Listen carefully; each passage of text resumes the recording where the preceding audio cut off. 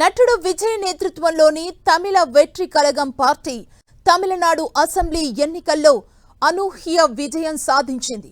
సాధారణ మెజారిటీకి అత్యంత చేరువగా నిలిచిన టీవీకే దశాబ్దాల చరిత్ర ఉన్న డీఎంకే కూటమిని 74 సీట్లకు, అన్నా డీఎంకేను 53 సీట్లకు పరిమితం చేసి పెను ప్రకంపనలు సృష్టించింది. టీవీకేకి ఈ విజయం రాత్రికి రాత్రే సాధ్యమైంది కాదు. దీని వెనుక ఒక సినిమా కథను తలపించేలా దశల వారీగా అమలు చేసిన పక్కా వ్యూహముంది. లక్షలాది మంది అభిమానుల్ని రసిక మండ్రాల్ అనే ఫ్యాన్ క్లబ్ ద్వారా విజయ్ ఏకతాటిపైకి తెచ్చారు. ఇవి కేవలం సినిమా ప్రమోషన్లకు పరిమితం కాలేదు. రక్తదాన శిబిరాలు, విపత్తుల సమయంలో సహాయక చర్యలు, విద్యార్థులకు సన్మానాలు, కమ్యూనిటీ కిచెన్ లాంటి కార్యక్రమాలతో శక్తివంతమైన సేవా సంస్థలుగా రూపాంతరం చెందాయి. దీనివల్ల ఓటర్లతో ప్రత్యక్షంగా రాజకీయేతర సంబంధం బలపడింది. 2021 స్థానిక సంస్థల ఎన్నికలను విజయ్ ఒక ప్రయోగశాలగా వాడుకున్నారు. రాజకీయ పార్టీని ప్రకటించకుండానే తన అభిమాన సంఘాల సభ్యులను స్వతంత్రులుగా బరిలోకి దింపారు. 169 మంది పోటీ చేయగా ఏకంగా 115 మంది గెలిచి అందరినీ ఆశ్చర్యపరిచారు. పార్టీ లేకుండానే అభ్యర్థుల ఎంపిక, బూత్ మేనేజ్మెంట్, ఓట్ల సమీకరణలో తమ సామర్థ్యాన్ని నిరూపించుకున్నారు. అభిమానుల ఉత్సాహం మాత్రమే ఎన్నికల్లో గెలిపించిందని గ్రహించిన టీవీకే నాణ్యతపై దృష్టి పెట్టింది. కార్పొరేట్ తరహాలో ఇంటర్వ్యూలు, బ్యాక్గ్రౌండ్ చెక్కులు నిర్వహించి బాధ్యతాయుతమైన క్యాడర్ని ఎంపిక చేసింది. భావోద్వేగంతో పాటు సంస్థాగత క్రమశిక్షణతో కూడిన వారిని ఇన్ఛార్జీలు, బూత్ ఏజెంట్లు, నియోజకవర్గ కోఆర్డినేటర్స్ని సిద్ధం చేసుకుంది. విజిల్ గుర్తును కేవలం ఒక చిహ్నంగా కాకుండా ఒక సాంస్కృతిక ఉద్యమంగా ప్రజల్లోకి తీసుకువెళ్లారు.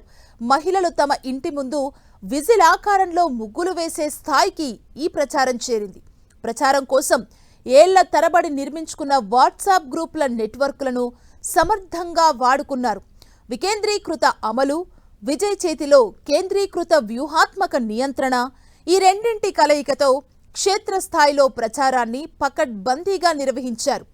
అవినీతి, సంక్షేమం, యువత లక్ష్యంగా విజయ్ సందేశాలను ప్రజల్లోకి బలంగా తీసుకువెళ్లారు. ఇలా సమిష్టి కృషితో ఒక సినిమా ఫ్యాన్ బేస్ తమిళనాడులో ప్రబల రాజకీయ శక్తిగా అవతరించి అసెంబ్లీలో తన బలాన్ని నిరూపించుకుంది.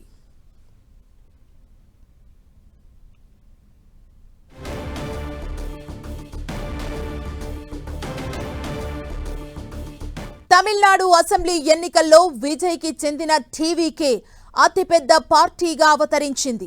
108 స్థానాలను టీవీకే కైవసం చేసుకుంది. అయితే ప్రభుత్వం ఏర్పాటు చేయాలంటే మాత్రం 118 మంది ఎమ్మెల్యేల బలం కావాలి. అంటే మరో 10 మంది ఎమ్మెల్యేల సపోర్ట్ ప్రభుత్వ ఏర్పాటుకు అవసరమవుతుంది. ఈ నేపథ్యంలో ప్రభుత్వ ఏర్పాటులో విజయ్తో కలిసొచ్చేది ఎవరనేది ఉత్కంఠ రేపుతోంది. తమిళనాడులో ప్రభుత్వ ఏర్పాటులో టీవీకే పార్టీకి కాంగ్రెస్, పీఎంకే, డిఎండికే, లెఫ్ట్ పార్టీలు మద్దతిచ్చే అవకాశం ఉందని రాజకీయ విశ్లేషకులు అభిప్రాయపడుతున్నారు. కాంగ్రెస్, డిఎండికే, లెఫ్ట్ పార్టీలు డిఎంకే కూటమిలో ఉండగా అన్బుమణి రామదాస్ నేతృత్వంలోని పీఎంకే మాత్రం ఎన్డీఏ కూటమిలో భాగస్వామిగా ఉంది. ప్రభుత్వ ఏర్పాటు విషయంలో కలిసి రావాలని కాంగ్రెస్కి విజయ్ తండ్రి ఎస్ఏ చంద్రశేఖర్ పిలుపునిచ్చారు. వాస్తవానికి అసెంబ్లీ ఎన్నికల్లో కలిసి పోటీ చేసేందుకు టీవీకే నుంచి కాంగ్రెస్కు ఆహ్వానం అందినప్పటికీ ఇండియా కూటమి పక్షమైన డీఎంకేతో కలిసి వెళ్లేందుకు హస్తం పార్టీ అధిష్టానం మొగ్గు చూపింది. ప్రస్తుత ఎన్నికల ఫలితాల్లో కాంగ్రెస్కు 5 సీట్లు, పీఎంకేకు 5, లెఫ్ట్ పార్టీలకు చెరో 2 సీట్లు దక్కాయి. 10 మంది ఎమ్మెల్యేల మద్దతిస్తే విజయ్ ప్రభుత్వ ఏర్పాటుకు మార్గం సుగమం కానుంది. అయితే చిన్న చిన్న పార్టీలను కలుపుకొని వెళ్లే బదులు సుస్థిర ప్రభుత్వం ఏర్పాటు చేయాలనుకుంటే అన్నా డీఎంకేతో కలిసి వెళ్లే అంశాలన్నీ తోసిపుచ్చలేమంటూ రాజకీయ వర్గాలు పేర్కొంటున్నాయి.